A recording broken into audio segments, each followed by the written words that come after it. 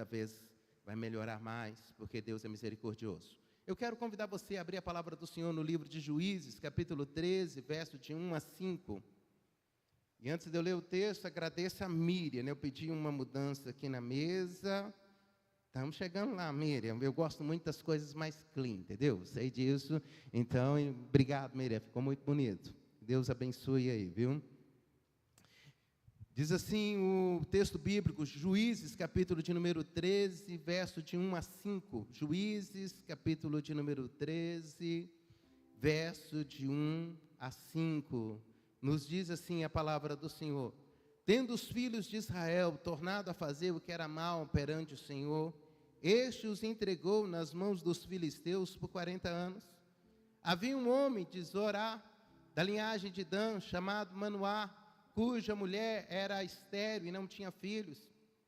Apareceu o anjo do Senhor a esta mulher e lhe disse: eis que é estéril e nunca tiveste filho, porém conceberás e dará à luz a um filho.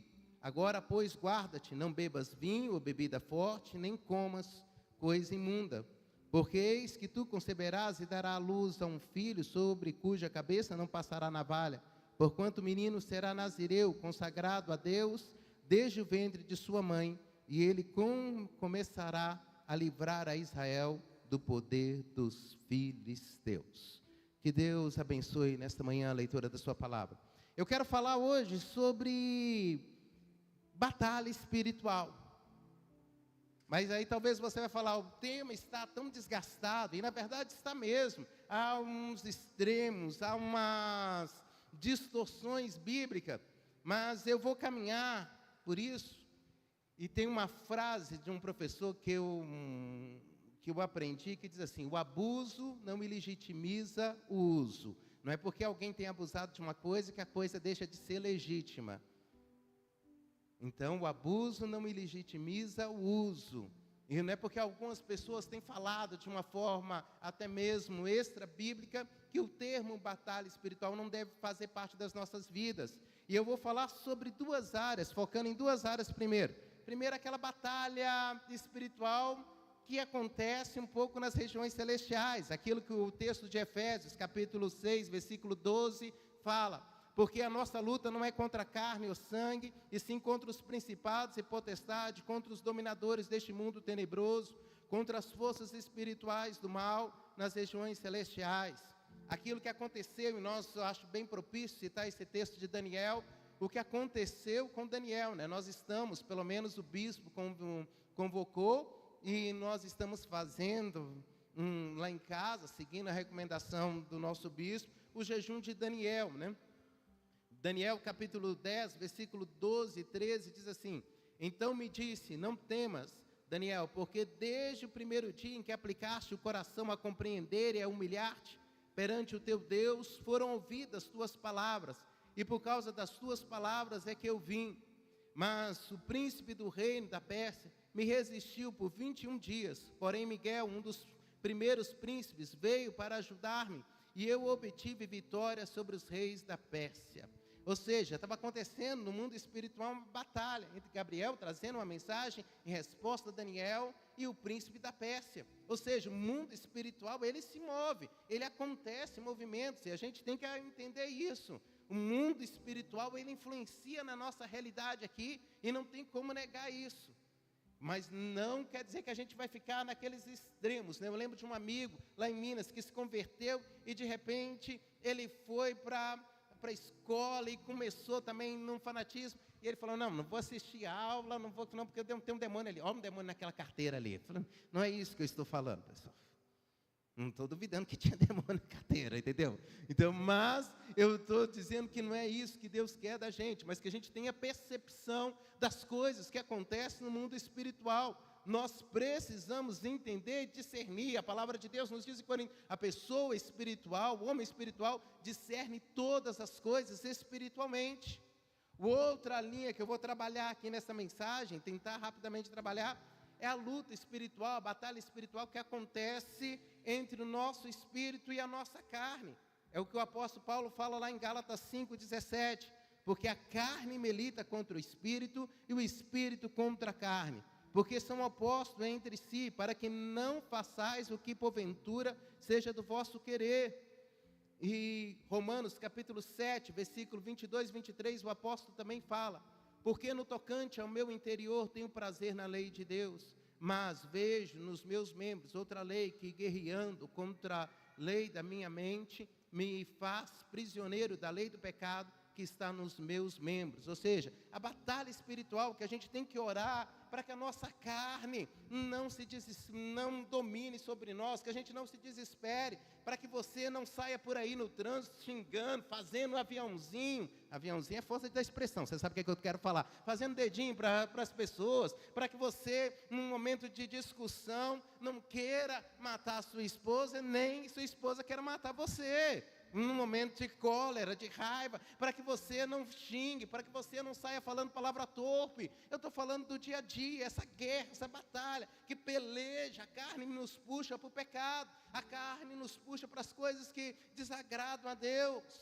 E antes mesmo de dar prosseguimento, eu quero dizer para você, segundo a palavra de Deus, porque quando algumas pessoas falam, eu não vou ouvir nada sobre batalha espiritual, porque depois eu saio com medo, você não vai, né? O objetivo aqui não é deixar você com medo, o objetivo aqui é lembrar você que você é mais do que vencedor em Cristo Jesus, que você já está abençoado, que todo principado, toda potestade está debaixo dos seus pés. Olha o que diz o texto de Efésios, capítulo 1, versículo 3, bendito Deus e Pai de nosso Senhor Jesus Cristo, que nos tem abençoado com toda a sorte de bênção espiritual nas regiões celestiais em Cristo. Em Cristo você tem toda sorte de bênção nas regiões celestiais. O mundo espiritual está debaixo dos nossos pés em Cristo Jesus. Nós somos mais do que vencedores. Não precisamos temer nome nenhum, não precisamos temer poder nenhum, porque servimos um nome que está acima de todo e qualquer nome. Você crê nisso? Você pode aplaudir o Senhor nessa manhã calorosa, nessa manhã quente aí. Você veio aqui, veio para saber, que reforçar que você é mais do que vencedor. E talvez você pode estar falando, pastor, já que o Senhor falou que eu sou mais vencedor, por que eu tenho que aprender então sobre batalha espiritual? Porque você, no mundo espiritual, não tem WO, não tem vitória fácil, né? A expressão em inglês que dá a origem de WO. Não tem vitória fácil.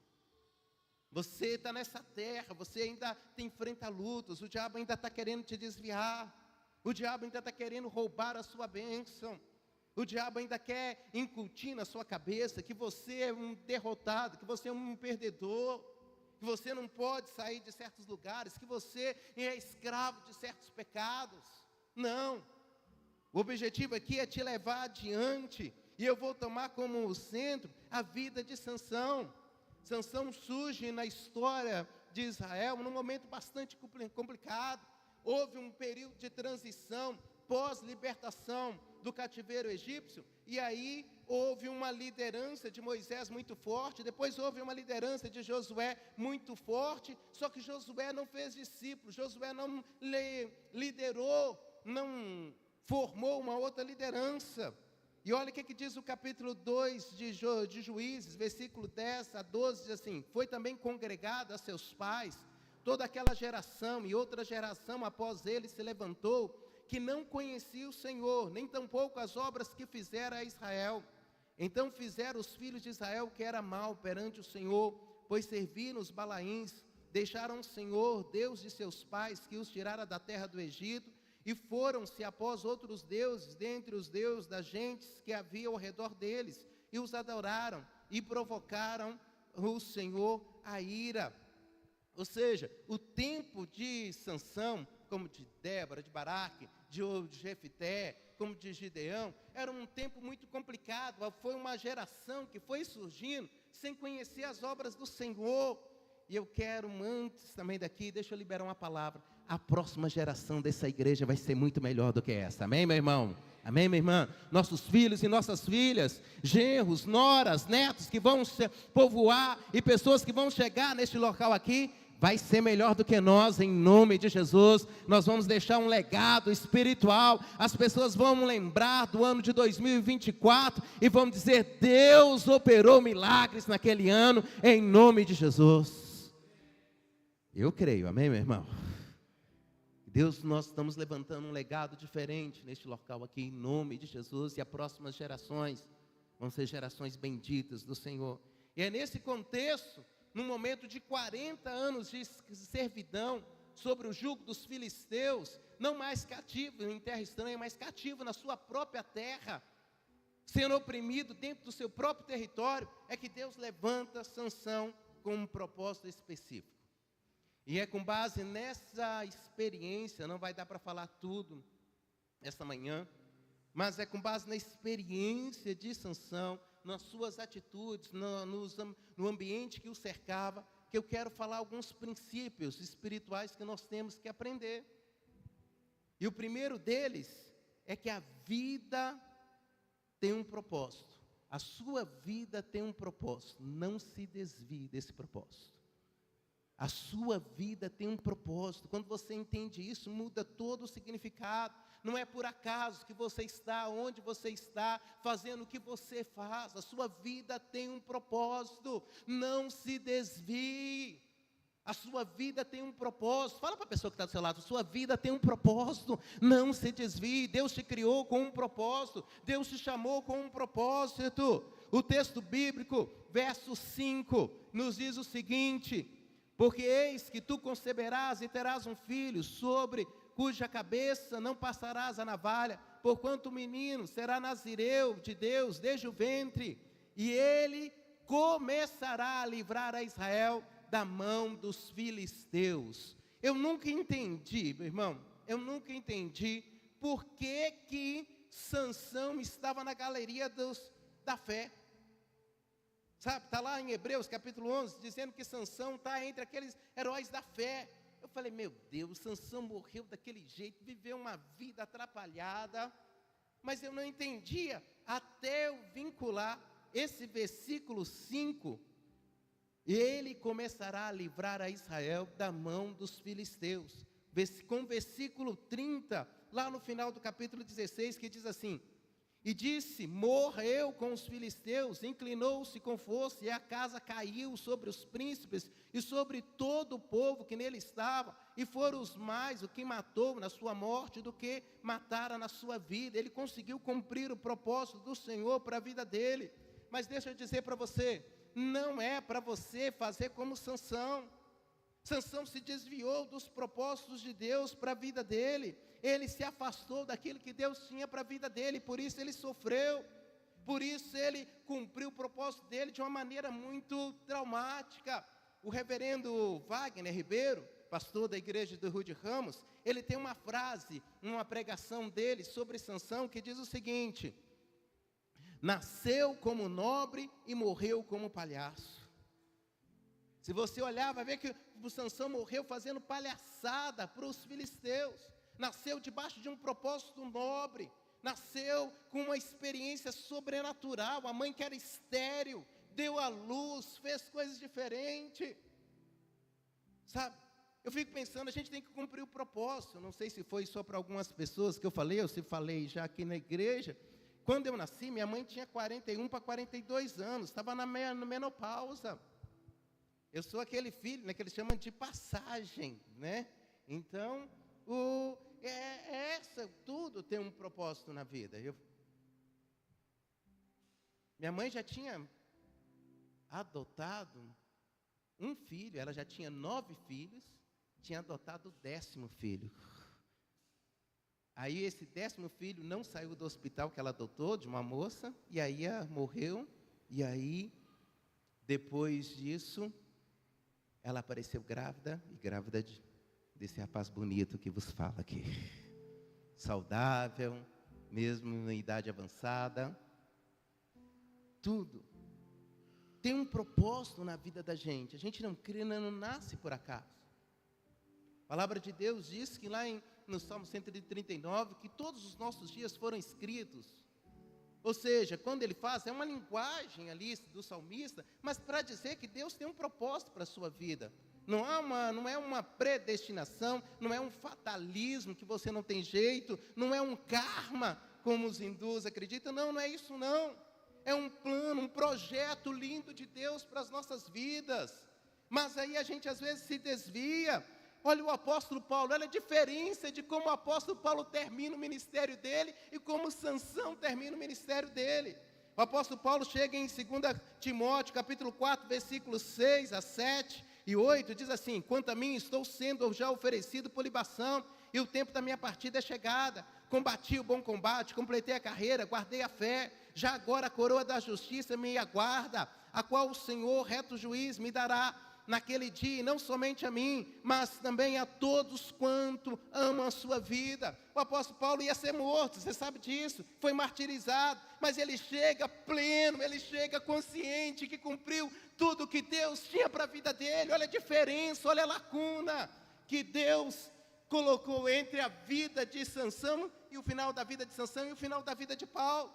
Cumpriu o propósito? Cumpriu, mas chegou de uma vida diferente, porque ele cumpriu a carreira, levou a sério aquilo que Deus tinha para ele. Em um determinado momento lá em Atos ele vai dizer: em nada tenho a minha vida por preciosa, desde que cumpra com alegria a carreira que me está proposta. Você e eu temos que ter um propósito na vida, abraçar, e Deus tem um propósito, mas o Sansão perdeu, se envolveu com prostituição, deu lugar à carne, se envolveu comendo coisas imundas. Sansão não perde a força só quando perde o cabelo, não foi o ato de cortar o cabelo que leva Sansão simplesmente a perder a força, foi uma vida estruturada na desobediência, em quebrar o voto de Nazireu, em beber, em fazer coisas que desagradavam a Deus.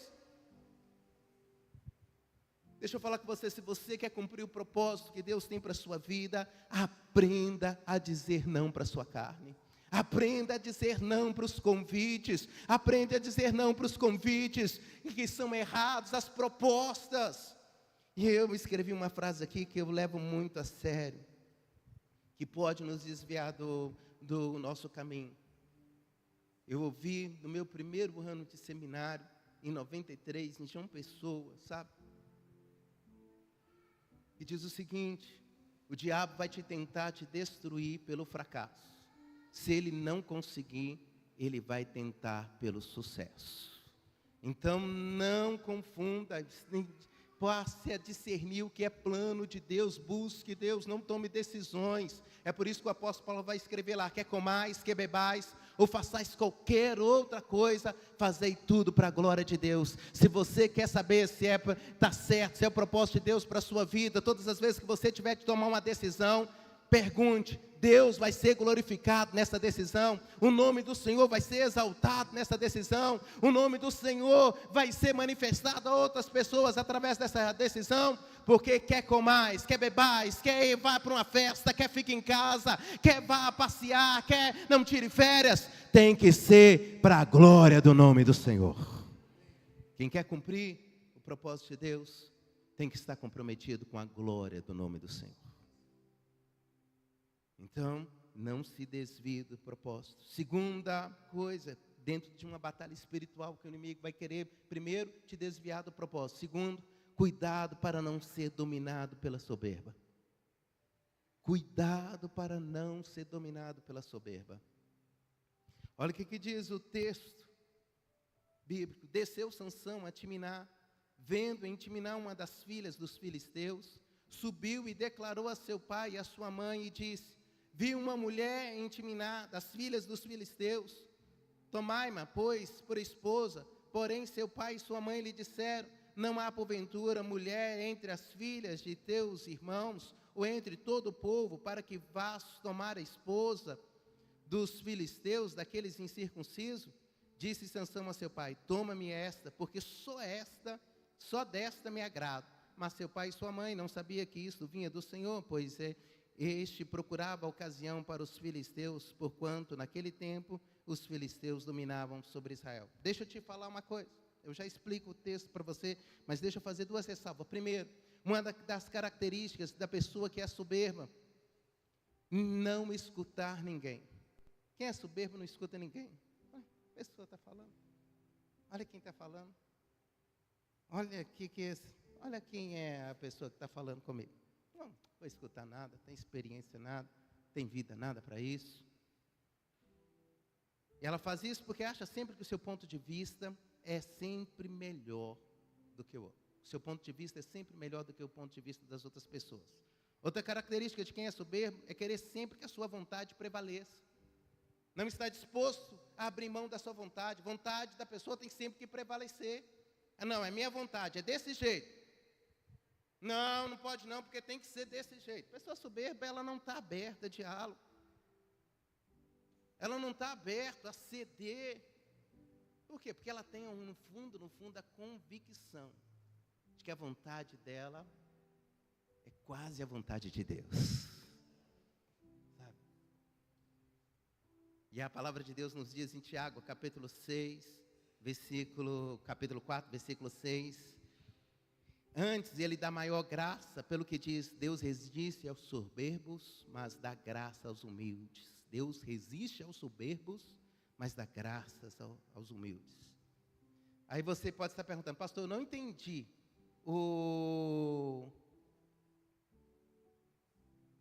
onde que Sansão foi soberbo nesse texto aí? Deixa eu dizer para você.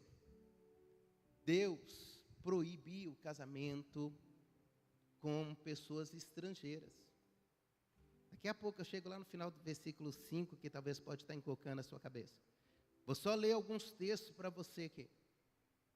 Êxodo capítulo 34, versículo 12 a 16, diz assim: abstente de fazer aliança com os moradores da terra por onde que vás, para que não te seja por cilada, mas derribai os seus altares, quebrai as suas colunas e cortareis os seus postos ídolos, porque não adorarás outro Deus, pois o nome do Senhor é zeloso, sim, Deus zeloso é, para que não faças alianças com os moradores da terra, não suceda que em prostituindo eles com os deuses e lhes sacrificando, alguém te convide, comas dos seus sacrifícios, e tome mulheres das suas filhas para os teus filhos, e as suas filhas, prostituindo com os seus deuses, façam que também os teus filhos se prostituam com os seus deuses. Deuteronômio 7:3, nem contrairás matrimônio contrairás matrimônio com os filhos dessas nações, não darás as suas filhas e teus filhos a seus filhos, nem tomarás as suas filhas para teus filhos. Ou seja, Deus tinha proibido o casamento com estrangeiro.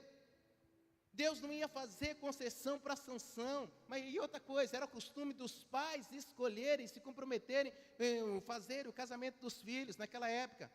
Pastor, mas o final do verso diz que, mas seu pai e sua mãe não sabiam que isso vinha do Senhor, pois procuravam ocasião contra os filisteus, porquanto naquele tempo os filisteus dominavam sobre Israel. Então o negócio era do Senhor. Deixa eu só te explicar uma questão hermenêutica, sabe?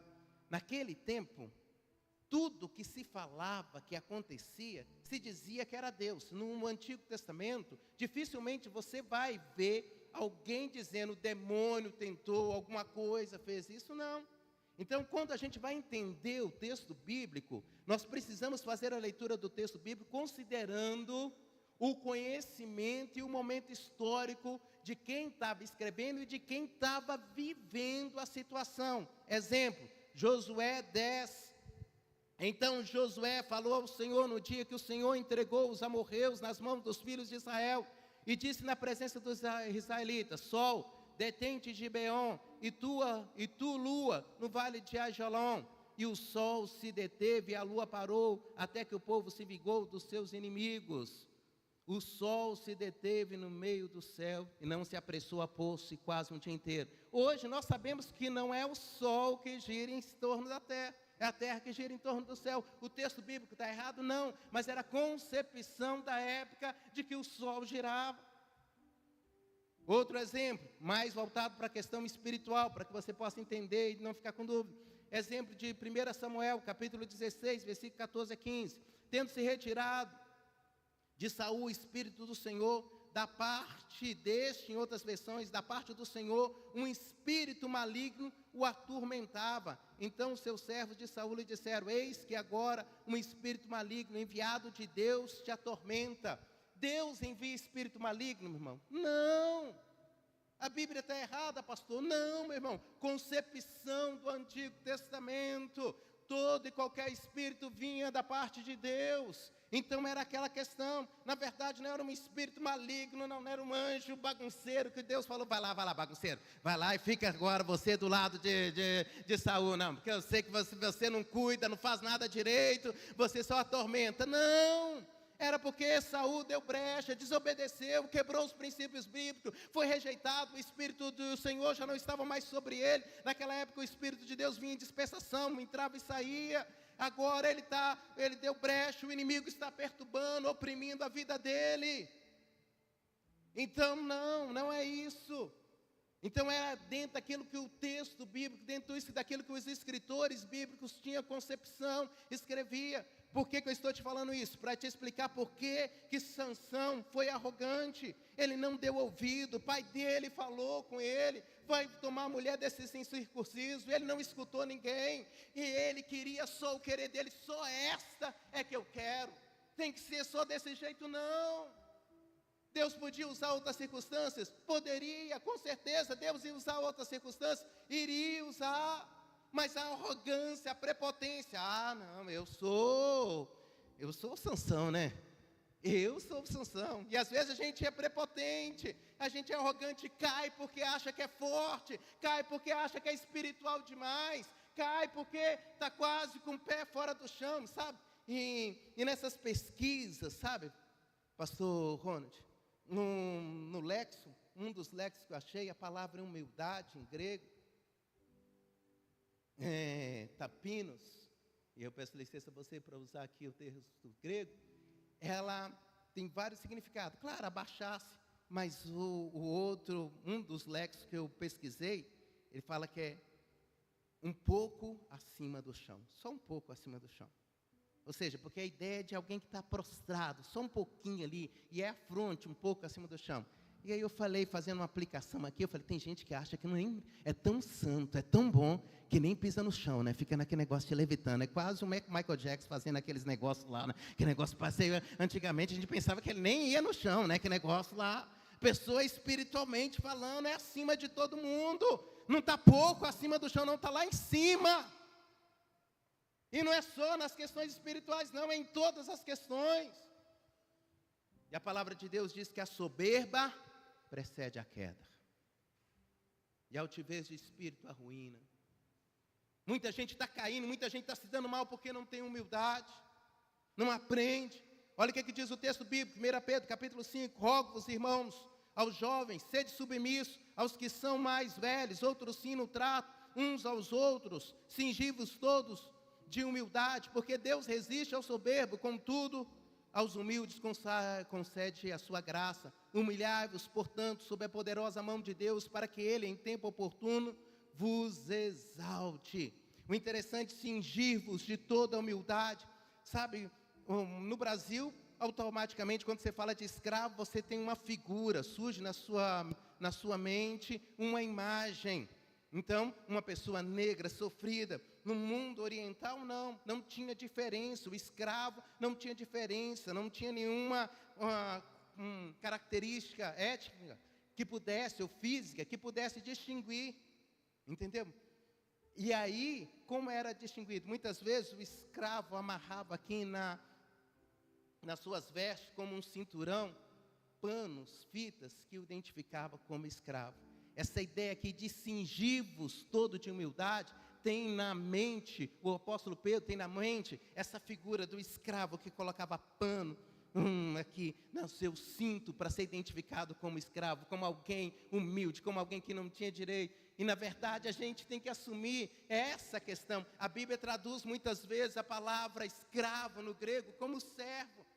Não, é escravo mesmo, é doulos, é aquele que não tem direito diante de Deus, e nós temos que estar para servir as pessoas. Vamos fazer aqui o culto da quinta-feira do Lava Pés, é isso que Deus espera, que a gente sirva, se despojando de toda soberba, se esvaziando de toda vaidade. E eu encerro essa parte lendo para vocês Jeremias 9, 23 em diante, que diz assim: Assim diz o Senhor, não se glorie o sábio na sua sabedoria, nem o forte na sua força, nem o rico nas suas riquezas, mas o que se gloria, glorie-se nisso, em me conhecer e saber que eu sou o Senhor e faço misericórdia, juízo, justiça na terra, porque dessas coisas me agrado, diz o Senhor. Não é porque você é forte, não é porque você é rico, não é porque você é sábio, não é porque você é doutor, não é porque você tem finanças elevadas, não é porque você é tantos anos metodista, não é porque você é pastor, não é porque você é bispo, não é porque você é papa, nada te dá o direito de se achar melhor do que ninguém, não é porque alguém jejuma e o outro não jejuma, nada nos dá o direito de achar que somos melhor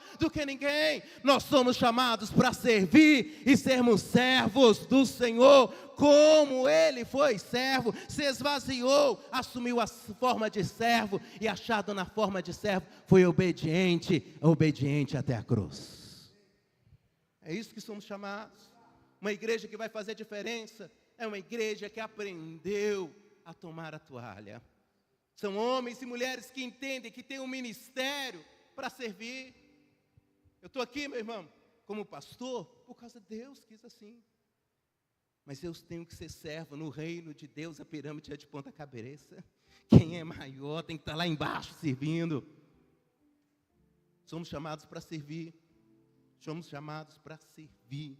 Temos que ter compromisso de serviço um com o outro. E não é servir quem a gente quer, não. É a todo mundo. Não é quando a gente quer, não. É a toda hora que o Senhor nos chama. Eu e vocês somos chamados para servir. Amém, meu irmão? Que Deus te guarde da soberba. Que Deus nos guarde da soberba. Outro tema: não permita que a sua visão espiritual seja danificada. Não permita que a sua visão espiritual seja danificada. Juízes, capítulo 16, verso 20 a 21. E disse ele: os filisteus vêm sobre ti, Sansão. Tendo ele despertado do sono, disse consigo mesmo: sairei ainda desta vez como dantes e me livrarei, porque ele não sabia ainda que já o Senhor se tinha retirado dele. Então os filisteus pegaram nele e lhe vazaram os olhos e lhe fizeram descer a Gaza, amarraram com 2 cadeias de bronze e viravam um moinho no cárcere. O bispo Marcos, no sábado passado, declarou o seguinte aqui na reunião de pastores de tempo parcial: eu posso ser apunhalado pelas costas, mas eu não posso permitir que alguém fure os meus olhos, pois para furar os meus olhos tem que chegar de frente, e se vier de frente eu vou resistir. O problema é que nós não resistimos. A palavra de Deus diz: resistir o diabo, ele fugirá de vós. Sansão não resistiu. O bispo Marcos também usou a expressão colocar na cabeça, no joelho do inimigo, né? Fazendo menção a Sansão nos joelhos de Dalila. Às vezes nós perdemos a visão espiritual, porque damos brecha demais, porque brincamos demais com o pecado, não estamos atentos ao mundo espiritual, não zelamos, não oramos, não tiramos tempo para meditar na palavra de Deus, não tiramos tempo para orar. Se eu perguntar, quem dá dízimo, calma, né, financeiro, quem dá dízimo, dá oração, no seu dia, tira um tempo, dá o dízimo do seu dia de oração. Quem ora meia hora, não vou falar 1 hora não, o Senhor Jesus Cristo falou com os discípulos: nem 1 hora podeis resistir comigo ali no Getsemane. Eu falava, vamos para 1 hora de oração, na hora que o pastor começa, na hora que a gente dobra os joelhos aqui, e se começar, falando, vamos clamar, culto de oração, eu entendo que é culto de oração, sabe, meu irmão? A gente pode até orar pelas pessoas, e nós vamos, quando a gente voltar, eu não sei quando, mas a gente, quando começa a orar, daí a pouco o pessoal não aguenta. 5 minutos de oração, vamos lá, pessoal, 5 minutos. O pessoal não aguenta. Agora, se é final de campeonato, meu irmão, você não vibra. E ai de quem passa na frente da televisão, né? Se tiver, você tá com o controle remoto. Você não tira o olho, você não desconcentra. Você fica ali, ó, ligado. Ah, pastor, mas tem Tem coisa ali, tem um pessoal jogando, né? Não, é que a gente aprendeu, não aprendeu a ter prazer. A gente esqueceu, perdeu essa dimensão de prazer na presença do Senhor. E por isso a gente acaba se perdendo espiritualmente. E olha para você ver o que diz o apóstolo Paulo. Ele está escrevendo para uma igreja muito cheia de coisas, de dons espirituais. Ele está alertando porque algumas pessoas não se convertem ao Senhor Jesus.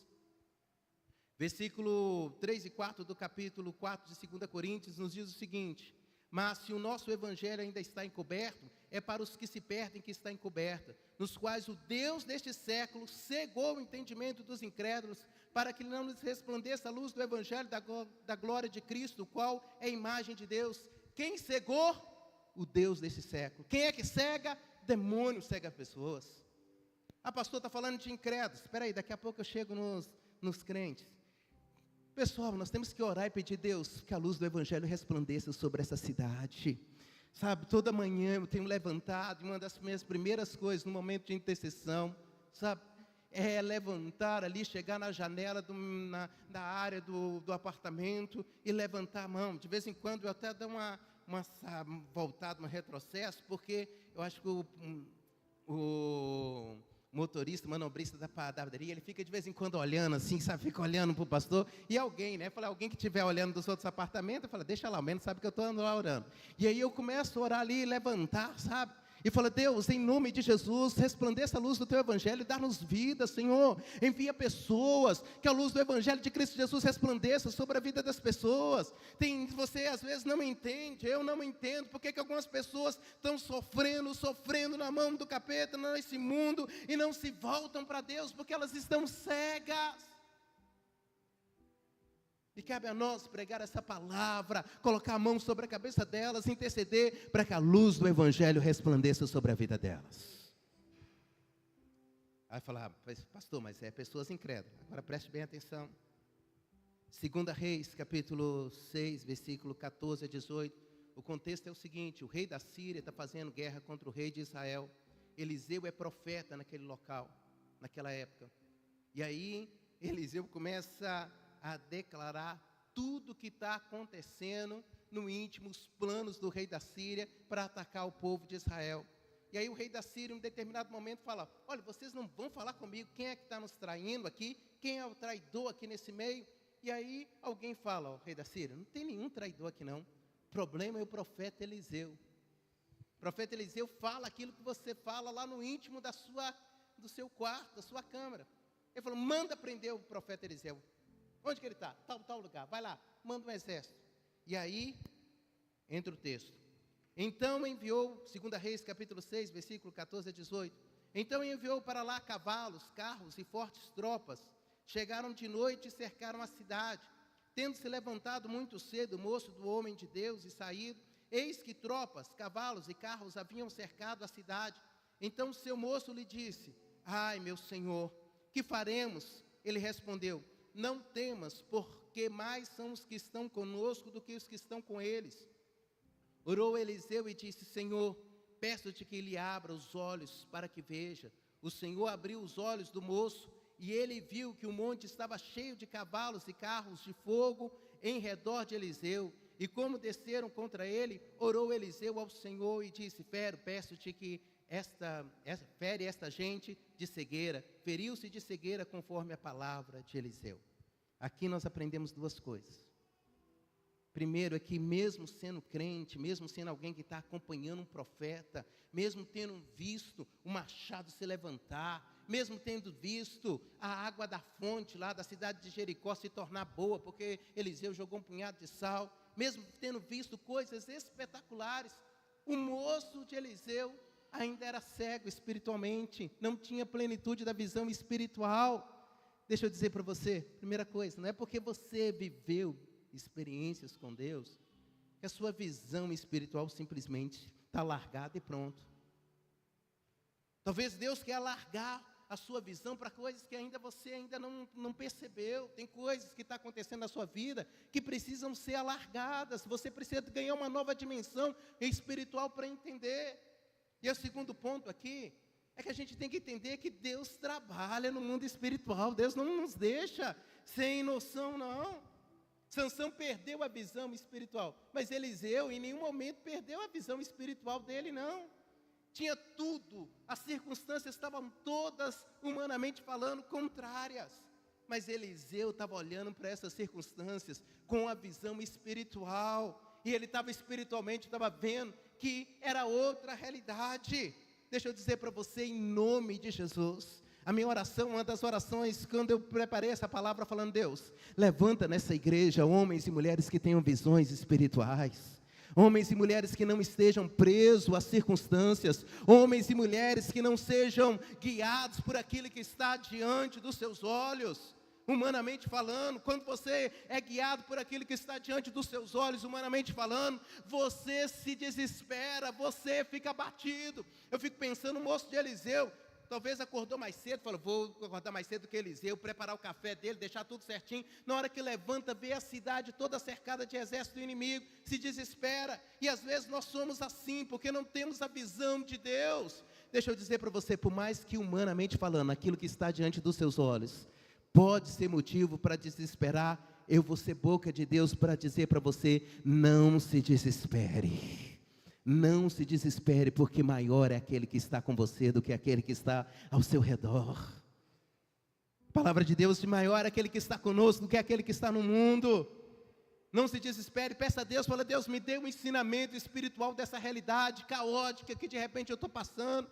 Me dê um ensinamento dessa situação que eu estou vivenciando. Nesta manhã, em nome de Jesus, eu quero orar, Deus, abre os olhos e atende a minha oração como atendeu a oração de Eliseu e abriu os olhos espirituais das pessoas. Em nome de Jesus, abre aqui, abriu os olhos espirituais do moço dele. Eu peço que nesta manhã, Deus abra os seus olhos espirituais, para que você veja a partir da ótica de Deus, para que você tome decisões a partir da ótica de Deus, em nome de Jesus, amém, meu irmão? Você crê nisso, que Deus vai abrir os seus olhos espirituais nesta manhã? Essa é a minha oração, em nome de Jesus. Última coisa para a gente acabar. Não permita que o inimigo te impeça de avançar. Não permita que o inimigo te impeça de avançar. Diz assim a palavra de Deus. Vou repetir o mesmo texto, os dois últimos versículos. Juízes 16, 20 a 21. E disse ele, os filisteus vêm sobre ti, Sansão. Tendo ele despertado do seu sono, disse consigo mesmo, sairei ainda esta vez como dantes e me livrarei, porque ele não sabia que já o Senhor se tinha retirado dele. Então os filisteus pegaram nele, lhe vazaram os olhos e fizeram descer a Gaza. Agora preste bem atenção. Amarraram com 2 cadeias de bronze e viravam um moinho no cárcere. Sansão ficou um tempo sem sair do lugar, só virando moinho. Só girando o moinho, sem avançar. Dentro do propósito, eu quero relembrar o primeiro ponto. Se você tem um propósito, se você não avança, você está perdendo. Eu sempre digo, em Minas não tinha praia, sabe? Você sabe disso. E a gente ia para a cachoeira. E nadar contra a cachoeira não te permite ficar parado. Você não consegue ficar no mesmo lugar. Quem está pensando que está nadando contra a cachoeira, está ficando no mesmo lugar, na hora que vai ver, está lá para trás. A cachoeira já puxou muito. Quando eu ia atravessar um rio, sabe, dependendo da distância, você tinha que dar aquele menino, né, que faz isso, né? Então, você dá aquela parada para seguir adiante. Quando você vê, você tem que começar lá em cima, a gente andava, tudo ficava lá na beirada, até onde você podia ir, pulava aqui, para quando chegasse... Quando terminasse de atravessar o rio, estava cá do outro lado, porque a correnteza estava te puxando. Não dá para parar. A vida espiritual é assim, não dá para você parar. Se você parar, você está sendo puxado para trás, não está saindo do lugar, está te prendendo de avançar. Você tem que avançar em nome de Jesus. O apóstolo Paulo fala, esquecendo das coisas que para trás ficam, prossigo para o alvo, para o prêmio da soberana vocação em Cristo Jesus. Você tem que avançar, você tem que atingir o alvo, você tem que completar a carreira que Deus tem para você. Todas as vezes, deixa eu só te explicar uma coisa, lembrar. Todas as vezes que você vê a palavra cárcere no texto bíblico, na tradução, no original, são 2 palavras, embora traduzida por uma aqui no português, são 2 palavras. Casas, algumas vezes corrente, casa e corrente, ou algumas vezes casa e amarração. Ou casa, muito raramente, e prisioneiro. E aí eu pegando esse texto, estudando no original, eu falei, meu Deus, casa é um lugar que você se sente confortável, né? Cárcere, literalmente, algumas vezes no texto bíblico, é casa do prisioneiro. E tem gente que se sente confortável em algumas prisões existenciais. Tem gente que não vai, que não avança, que não consegue, como se estivesse em casa. Irmãos, eu vou falar com você, eu nunca me senti confortável antes de ser pastor aqui na catedral. De verdade. No dia que eu fui nomeado, e aí no dia 1º tinha uma vigília aqui, eu não lembro se foi dia 1º, foi na sexta para o sábado, não é isso, Alessandro? Eu lembro que encontrei. Menino, quando eu entrei por aquela porta ali, na vigília, eu já me senti em casa, sabe? Se perguntasse para mim antes de eu ser nomeado, o que tinha dentro dessa sala aqui, eu não saberia dizer. Eu lembro que a única vez que eu vi aqui, eu vim, o pastor Marcos era pastor aqui, eu vim no velório, a gente foi acertar, eu ia falar no velório do Davi Osso, ele me chamou, mas eu nem prestei atenção, eu lembro para a gente ia falar junto. Esses dias eu até procurei por sinal, saber, e o pastor Márcio me deu notícia da dona Belquis. E a próxima ceia eu falei que eu vou dar, porque ela é minha ovelha e eu tenho respeito muito por aquela família. E aí eu me senti em casa, sabe? Me senti em casa. Vim várias vezes aqui, desde o tempo de seminarista, mas nunca tinha me sentido. E agora eu estou à vontade. Mesmo com esse calor, nem tanto, mas mesmo com esse calor, a gente vai ter que pôr ar-condicionado aqui, porque é um absurdo isso aqui que eu estou passando aqui. Deixa eu falar com você. Não tem como, não tem jeito para tudo. Tudo tem jeito.